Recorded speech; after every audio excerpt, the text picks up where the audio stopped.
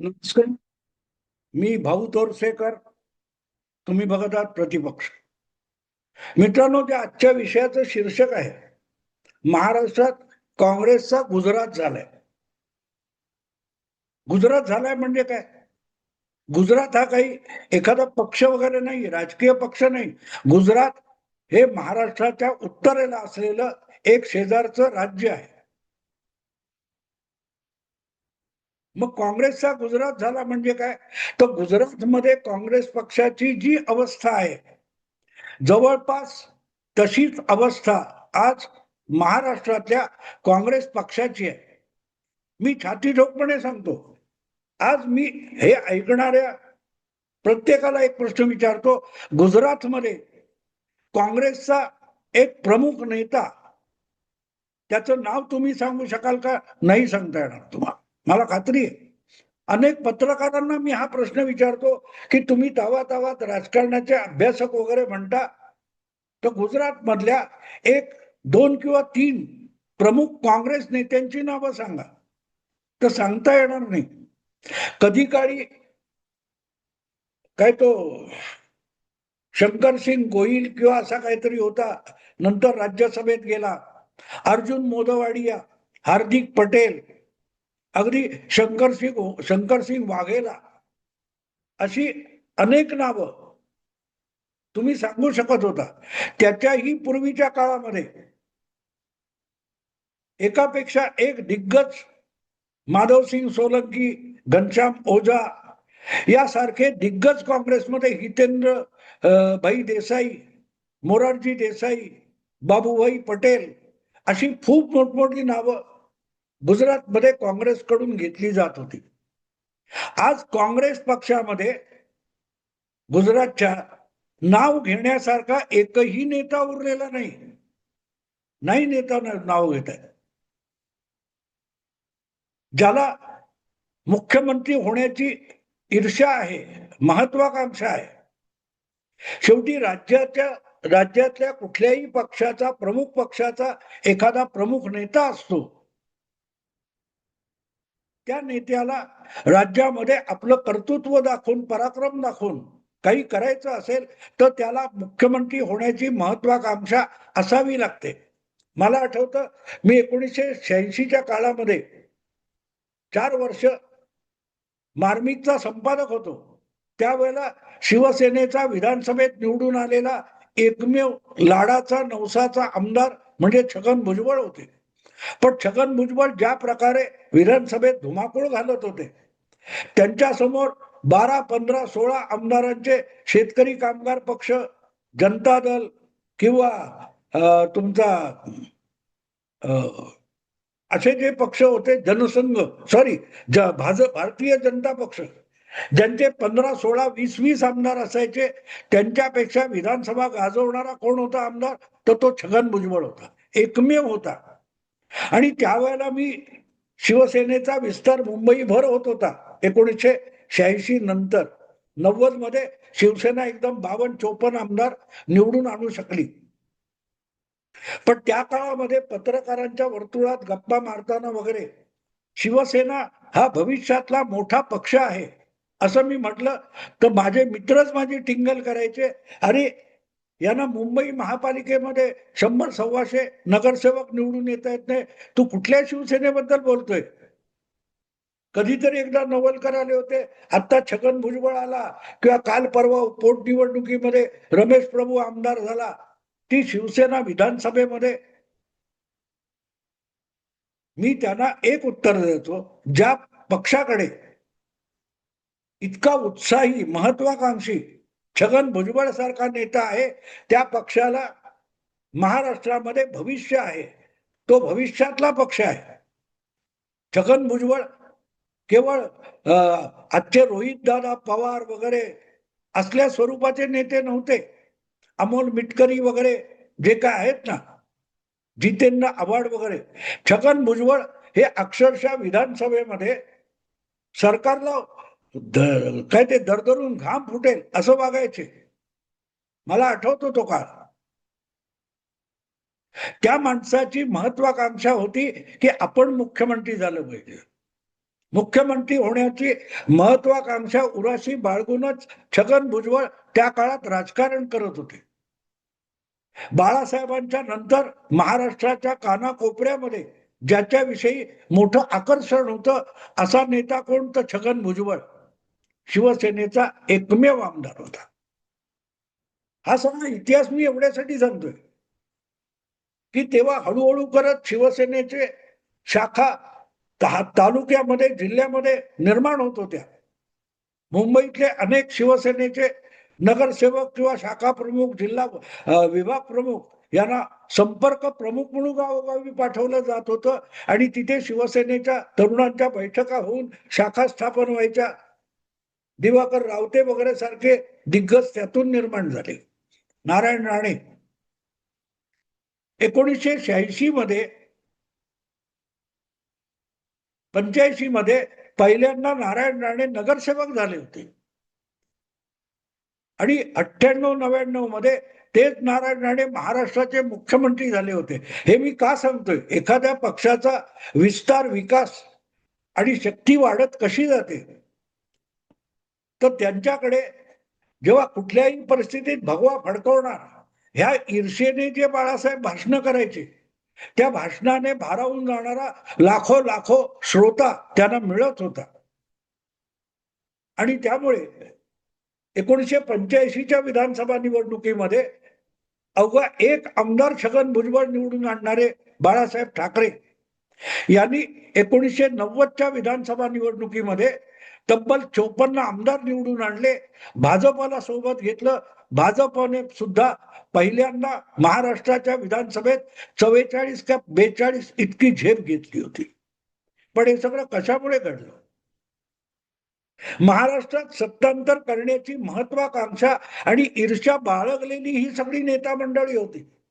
मी जेव्हा एखाद्या प्रमुख पक्षाचे महत्वाकांक्षी नेते म्हणतो तेव्हा मला गोपीनाथ मुंडे, प्रमोद महाजन, छगन भुजबळ, मनोहर जोशी, नवलकर यासारखे नेते दिसतात मला डोळ्यासमोर. आणि असे नेते ज्या पक्षामध्ये असतात त्यांच्याकडे अधिकारपद नसतं, सत्ता नसते, पण सत्ता पालटण्याची ईर्ष्या मनाशी बाळगून अशी माणसं कंबर कसून कामाला लागलेली असतात आणि त्यामुळे त्या राज्यात ते सत्ता पालटवू शकतात. गुजरातमध्ये आज तुम्ही बघाल तर तुम्हाला नाव घेण्यासारखा कोणही गुजरातचा नेता काँग्रेस पक्षात सापडत नाही. मग कधी अल्पेश ठाकूर आण, कधी हार्दिक पटेल आण, कधी तो जिग्नेश मेवानी आण, हे सगळे उधारीचे काँग्रेसमध्ये आणलेले लोक. नसेल तर भाजप मधलाच कोण दिलीप पारेख फोड, कोण शंकरसिंग वाघेला फोड.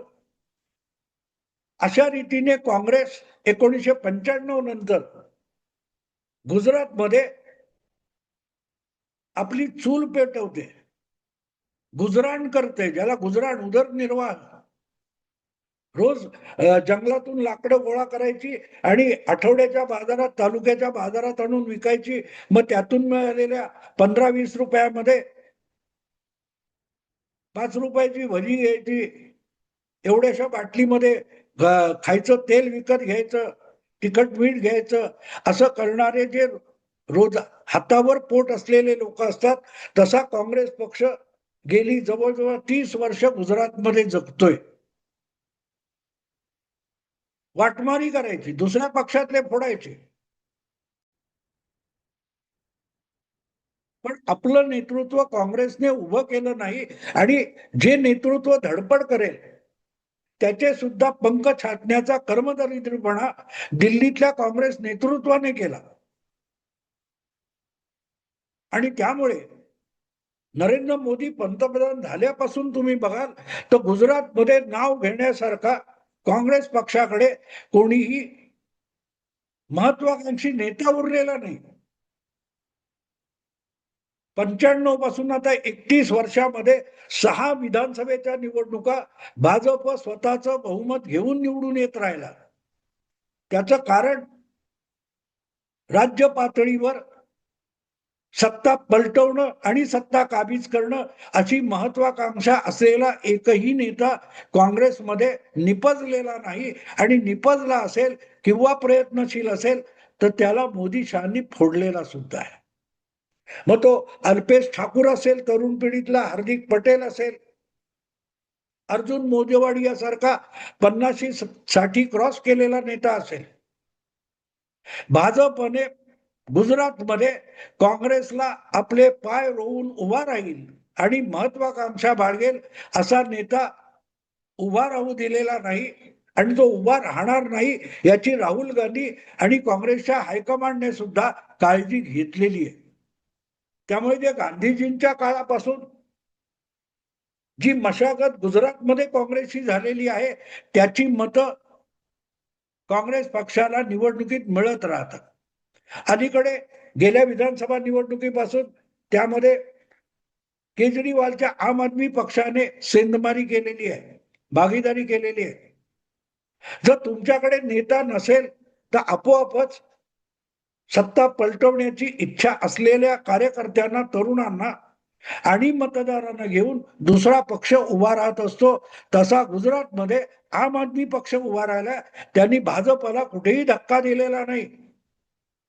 उलट भाजप गेल्या निवडणुकीत अधिकच मजबूत होऊन पुढे आला. रेकॉर्ड ब्रेक आमदार निवडून आणून भाजप सत्तेत आला. पण त्या दरम्यान काँग्रेसची आणखीन घसरगुंडी झाली, कारण काँग्रेसचा मोठा मतदार आणि कार्यकर्ता आम आदमी पक्षाने केजरीवालनी फोडला. हे सगळं मी गुजरातचा इतिहास तुम्हाला एवढ्यासाठी सांगतोय की महाराष्ट्रातल्या काँग्रेसची अवस्था गेल्या साधारणतः 5-10 वर्षामध्ये हळूहळू करत जशीच्या तशी गुजरात काँग्रेस सारखी झालेली आहे. गुजरातमध्ये नाव घेण्यासारखा काँग्रेसचा नेता नाही. आपल्याकडे नाव घेण्यासारखं म्हटलं तर लगेच तुम्ही सांगा पृथ्वीराज चव्हाण माजी मुख्यमंत्री आहेत, बाळासाहेब थोरात आहेत, यशोमती ठाकूर आहेत, वगैरे वगैरे बरीच नावं घेतली जातील. पण या नेत्यांमध्ये आपल्याला कुठलं तरी पद मिळावं या आमिषाच्या पलीकडे कुठलंही स्वप्न नाही. महाराष्ट्रामध्ये भाजप किंवा महायुतीचं सरकार पाडून किंवा निवडणुकीमध्ये महायुतीला हरवून सत्तेत येण्याची ईर्ष्या बाळगणारा कोणही नेता दिसत नाही. कोणही नेता दिसत नाही. त्यामुळे राज्यसभेची जागा महाविकास आघाडीतून आम्हाला मिळेल का म्हणून कटोरा घेऊन उभं राहणारे आणि फिरणारे नेते हे आज महाराष्ट्रात काँग्रेसचे प्रमुख नेते. बाळासाहेब थोरात गेल्या निवडणुकीत विधानसभेच्या आपल्या पारंपरिक मतदारसंघात पराभूत झाले. त्यांना भाजपने पाडलं हे म्हणणं चुकीचं आहे. तुमचा जर एखादा भक्कम बालेकिल्ला असेल तर तो तुमचा दुश्मन पाडू शकत नसतो.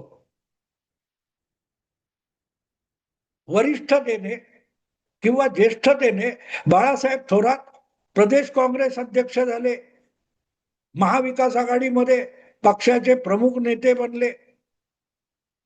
पण बाळासाहेब थोरात यांचं आपल्या जिल्ह्यामध्ये सुद्धा वर्चस्व नाही. पृथ्वीराज चव्हाण यांची अवस्था वेगळी नाही. ज्या सातारा जिल्ह्यातून पृथ्वीराज चव्हाण येतात त्या जिल्ह्यावर सुद्धा पृथ्वीराज चव्हाण यांचं वर्चस्व नाही. आणि त्यामुळे भाजपसाठी मोकाट रान आहे. जे विरोध करू शकतील, ताकद लावू शकतील असे शिवसेनेतले पण लढवय्या नेता महायुतीमध्ये आपल्या सोबत भाजपने घेतले. शरद पवारांच्या पक्षामध्ये काही दुगदुगी होती, त्यांना अजितदादांना पुढे करून भाजपने फोडले आणि त्यांना सुद्धा आपल्या पंखाखाली आणले. त्यामुळे महाराष्ट्रामध्ये सत्तांतर घडवायची इच्छा असलेले डझनभर नेते मिळतील. पण त्यासाठी लागतील तेवढे कष्ट उपसणारे, मेहनत घेणारे, रात्रीचा दिवस करणारे किती नेते आहेत. आता काल परवा महापालिकांच्या निवडणुका झाल्या, जिल्हा परिषद तालुका पंचायत निवडणुका झाल्या. त्यामध्ये मुंबई सोडून इतर भागातल्या महापालिका किंवा जिल्हा परिषदांच्या निवडणुकांमध्ये आपल्या पक्षाचा प्रचार करायला उद्धव ठाकरे गेले नाहीच, पण आदित्य ठाकरे सुद्धा गेले नाही.